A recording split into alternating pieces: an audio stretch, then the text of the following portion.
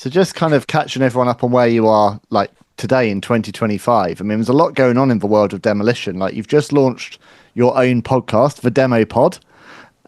You signed your WWE Legends deal earlier this year.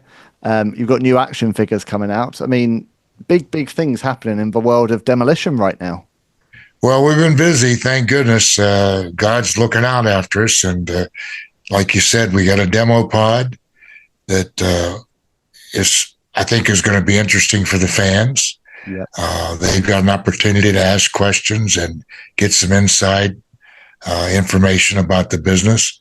A number of action figures. We did sign the contract.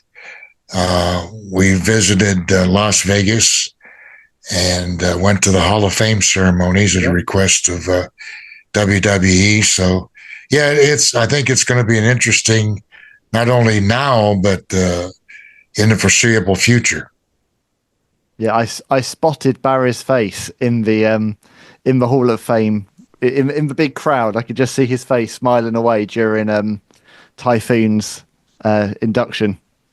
Well, the only thing that was bad about that we had good seats. We were close to the stage, but the seats were like coach seats in an airplane. We were just crammed in there.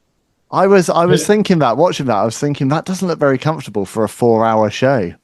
Well, what was funny was I think it was kind of a rib on their what they did, because when we got in there, here's the Warlord, the Barbarian, me, and then Bill in these little tiny seats. And everybody up there on the WWE, they're probably laughing their heads off going, yeah, 4 of the biggest guys out here sitting next to each other. But, I tell you, it was great to see Typhoon in there. We both love him. And, it's terrible that John's not alive to be able to be there too. But, it was a good ceremony. Yeah, it really was. And of course, another one of your, very storied rivals who I know is you're both very fond of, Bret Hitman Hart, also becoming a 3-time inductee. Yeah, that was unique. I wasn't aware that that was going to happen until probably the day before that. But I mean, Bret's a great performer, so I mean, and so is Austin. So both of them deserve it. I quite like the concept of inducting matches. It does open up a whole different scope for the Hall of Fame going forward. Well, I'd hate to be the guy that has to judge them or the person or the committee, because there's so many great matches. I mean, it's like being nominated for the hall itself. I mean, there's so many good individuals and teams. It'd be hard to narrow it down. Yeah, and having selected my first kind of class of Hall of Fame for myself this year for Wrestling Life, and already being on the receiving ends of lots of comments on social media of why isn't this person in? Why isn't this person in? It's not an easy process. I'll tell you what was really impressive is Bill and I, when we got to the Hall of Fame, we were in a room with Triple H. Everybody was in there, and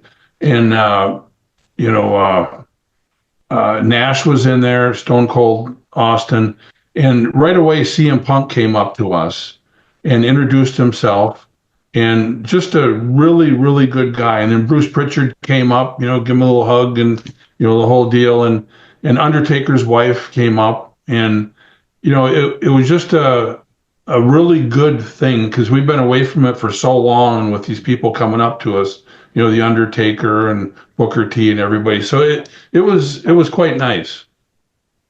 Yeah, and it's it's a step closer to you receiving your very well deserved recognition, which I'm sure is coming. I mean, it's been close to 35 years since the two of you were inside a WWF ring competing together. Does it surprise you how much love and attention you're still being shown by fans here in 2025? Well, it's nice. The atmosphere has changed considerably. There doesn't seem to be animosity towards ex-wrestlers or ex-employees.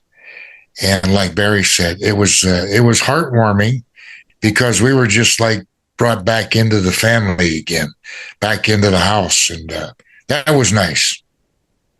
Yeah, as it should be. It feels like it's a company that's gone through a very big evolution recently and is really, really growing up now in terms of its mindset. And it's great to see some of the people kind of returning, as you say, who a few years ago wouldn't have been able to do that. And I think, from what I can see, Triple H has played a pretty sizable part in kind of overcoming some of those past historical rifts that were there. Yeah, he's got a great responsibility. I mean, you look at all the activity and the planning and the changes and this and that. It's probably a 24 and a half hour day job. Yeah, and you know what else about him? It seems like all of the people really respect him for what he's doing. You know, the position that he's in, I think he really sits down and talks to a lot of the wrestlers, gives them his insight and everything. And I think everybody really listens to him. I think he's doing a really good job.